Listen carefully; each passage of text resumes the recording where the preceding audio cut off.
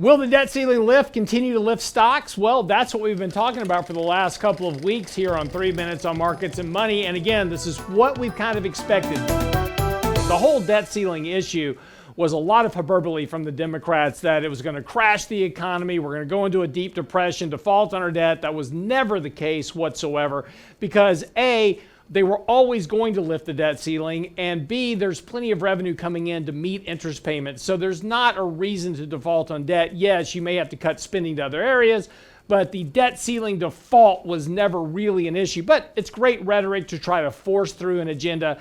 That's what happened yesterday. Senator Mitch McConnell coming out saying, okay, we'll lift the debt ceiling through December.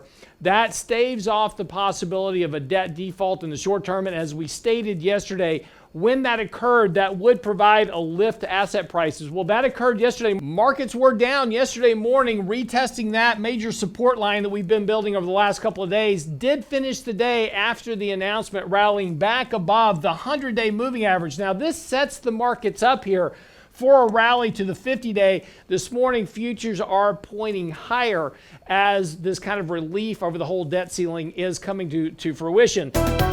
So again, this gives a lift to stock prices in the short term because we've gotten very oversold here short term as well. Again, money flows are negative, but actually have been improving slightly here.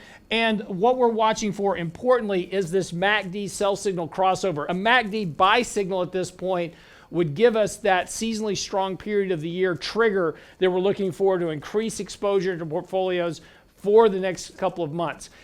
With a caveat, we've got a lot of things going on. First of all, I think we may have seen the highs for this year. Very likely we're not going to get above that level. We've got too many things going on currently. As we go into Q3 earnings, we're going to be looking for weaker earnings announcement. Watch forward earnings expectations in particular.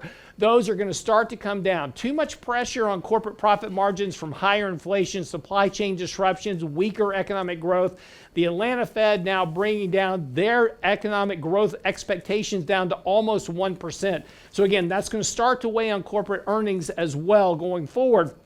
That's going to probably put a limit on where stock prices rise from here as we head into 2022. The other side of this is also to watch fixed income here. With this debt ceiling being lifted here for the next couple of months, very likely that we're going to see some downward bias to interest rates here in the short term. In other words, we've been talking about the fact that once we got this debt ceiling issue resolved, then we would see buying coming back into the shorter end of the curve. This would start to rebalance the yield curve across the board. That's going to push longer term rates down back towards that 1.3, 1.4% over the course of the next couple of months. So again, this is probably a good opportunity to add fixed income to your portfolio as well.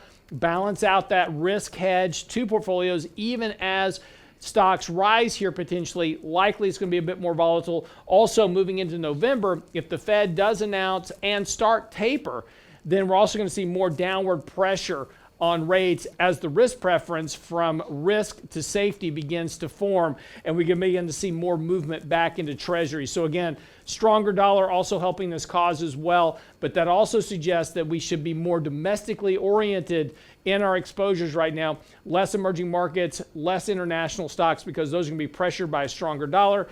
Better yields on bonds are going to attract foreign inflows into bonds that will lead to better performance for domestic issues here over the next several months. I'm Real Lance Roberts for 3 Minutes on Markets and Money. See you back here tomorrow.